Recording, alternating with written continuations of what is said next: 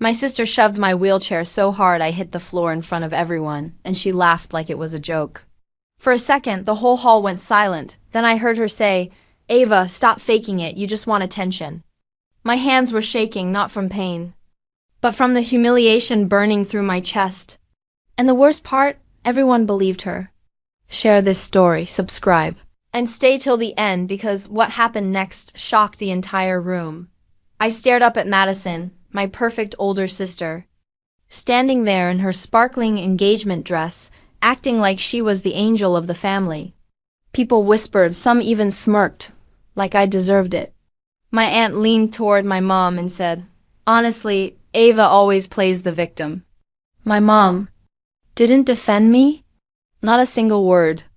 She just looked away like I was some burden she was tired of carrying. My wheelchair lay on its side, wheels still spinning, while Madison kept smiling for attention, her fiancé Daniel trying to calm her down like she was the one hurt.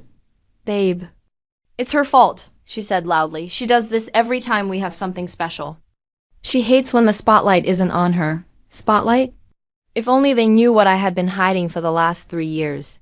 If only they knew why I was silent, why I never argued back, why I let them think I was weak. Every insult, every eye roll, every time they mocked my wheelchair, I kept it all inside. Daniel walked toward me, offering a fake sweet hand. "Let me help you up," he said, loud enough so everyone could hear. He wanted applause, not to help. I ignored his hand and tried to sit up myself, and the whispers around me grew sharper. "She can stand if she wants to. She exaggerates everything. Maybe she really is faking." My heart pounded as I reached for the edge of a table to pull myself up. And then other twist. Madison stepped closer, lowering her voice so only I could hear. "Don't ruin my night, Ava. Just sit quietly. Don't make this about you." But she had no idea. Tonight was about me. Just not the way she expected. Because while she thought I was helpless, she didn't know the secret I brought to this party, and once it came out, no one, not even her, would ever call me weak again. The moment I got back into my wheelchair, Madison clinked her glass and said loudly, "Okay, everyone, sorry for the little scene. Ava just gets emotional sometimes." People laughed. Laughed like pushing me wasn't abuse but entertainment. My jaw tightened as my mom gave me that familiar disappointed look, the kind that always said, "Just stay quiet, Ava." But the real twist started when Madison's future mother-in-law, Karen, walked up. She looked at me with a fake smile and whispered, "Sweetheart, maybe you shouldn't come to the wedding. You draw too much attention." Her eyes dropped to my wheelchair, like it was something dirty. Like I was something dirty. Daniel didn't defend me. My mom didn't defend me. No one did. And for them it was normal. For me, tonight was the last time. Across the hall, I noticed my cousin Ethan watching everything with wide eyes. He mouthed, "You okay?" I nodded, but my mind was already racing. Because in just a few minutes, I was going to flip this entire party upside down. Madison kept bragging on stage about her perfect life, her dream wedding, her future plans, while her friends clapped like trained parrots. She mentioned everything except the $200,000 debt she was drowning in, the same debt she thought I didn't know about, the same debt she planned to hide from Daniel. And she still wanted to call me weak? As she posed for photos, she shot me a glare. "Ava, don't sit too close to the backdrop. It ruins the aesthetic." The crowd laughed again, but then boom, another twist. The event manager rushed up to Madison, whispering urgently in her ear. Her smile vanished, her face froze. And then her voice cracked. "What do you mean the payment bounced?" My dad confirmed he paid. The hall erupted in confused murmurs. Daniel's family looked embarrassed. Madison's hands started shaking as she tried to defend herself. I just sat there quietly, letting the suspense build, because she had no idea the next bombshell was coming from me. And when I opened my mouth, the entire engagement party would stop. Madison's voice cracked again as she snapped at the manager. "Run it again. It has to work." But the card machine beeped red a second time, then a third. Her face drained of color while everyone watched, whispering louder than before. Daniel stepped forward, confused. "Madison, why is your dad's card declining?" Didn't he say he handled everything? Madison forced a smile that twitched at the edges. It's just a system error, okay? Stop staring like something's wrong. But something was wrong, and she knew it, and I knew it even better. Her dad wasn't paying for anything. He couldn't, because he had filed for bankruptcy. 2 weeks ago, the same bankruptcy Madison thought she could hide. The same secret she never imagined I knew. Her friends backed away from her like she carried a virus. Karen, her future mother-in-law, whispered to Daniel, "This is humiliating. This family is irresponsible." Daniel's face tightened. His trust slipping, and then the second twist landed hard. The event manager said, "We need payment right now or we'll shut down the entire engagement." A wave of gasps spread across the hall. Madison's eyes darted around the room desperately, until they landed on me. She marched toward my wheelchair like a storm. "Ava, give me your card." My heart went cold. "Why would I do that?" "Because," she hissed, "you owe this family.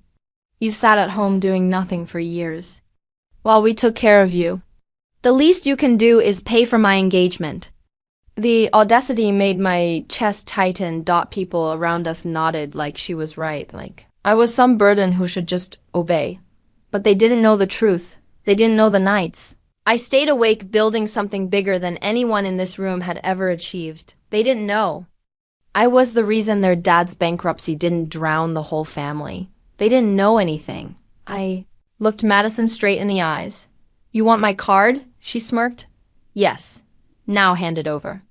I leaned closer, my voice calm but sharp. "You sure you're ready for what comes with it?" Her smile faltered. "Just give it to me, Ava. Stop being dramatic." The entire hall turned toward us. I pulled out my wallet. Everyone froze, because the card inside wasn't a regular card. It was black. Unlimited. Elite. Gasps rippled through the room. Madison's eyes widened like she had just seen a ghost. And before she could speak, I said slowly, letting every word burn through the silence, "This card doesn't belong to the weak one in the family. It belongs to the one you pushed to the floor." The hall erupted, shocked, confused, buzzing with whispers, and I hadn't even revealed the real secret yet. Madison's jaw dropped so far she almost forgot to breathe. "Ava, where did you get that?"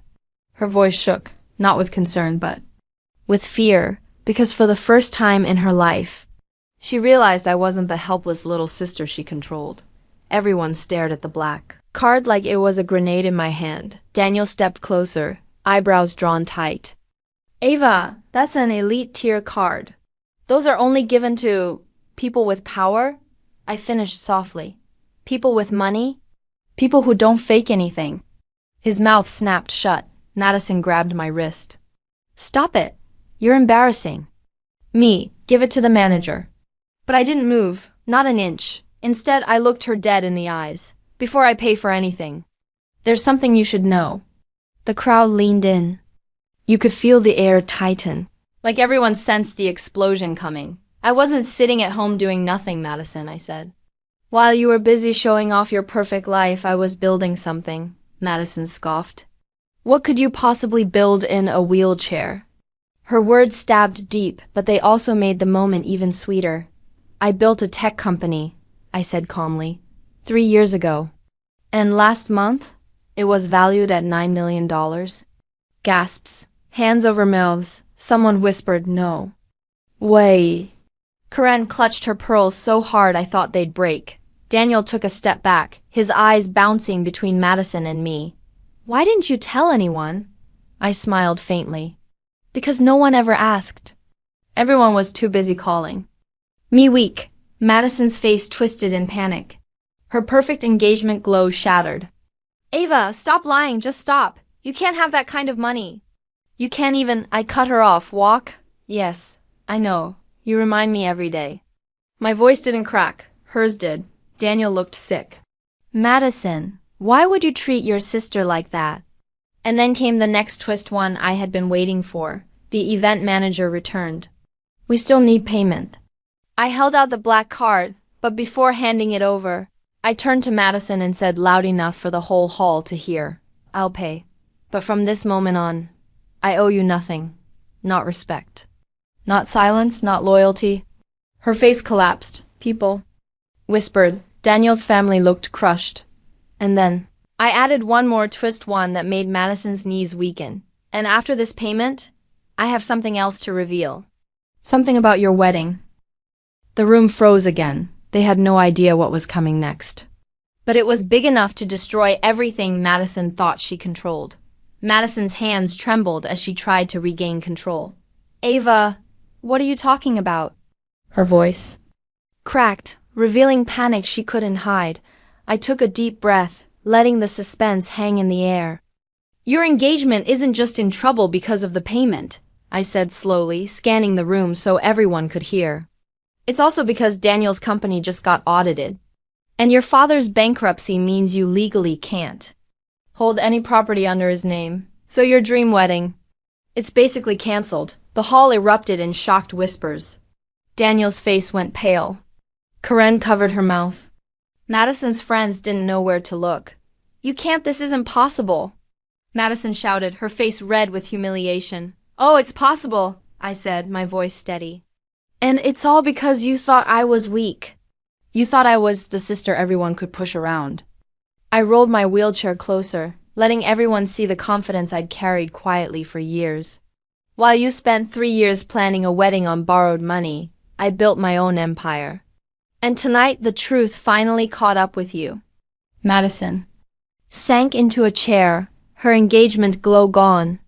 Daniel stared at me, speechless. People started murmuring about my company, my success, my control over the payment. Ethan whispered from across the room. I knew she was smart, but not like this. I smiled, not because I wanted revenge, but because justice finally felt real. And one more thing, I said, leaning forward. From now on, everyone will know I'm not the weak one in this family. I'm the one who holds the power. The room went silent, except for the whispers of astonishment and admiration. Madison's face was pale, her carefully built image shattered. The humiliation she had forced on me for years now reflected back onto her, louder than any applause. For the first time, I didn't feel anger. I felt freedom. I had turned the tables, exposed the truth, and made a statement louder than any word Madison could ever say.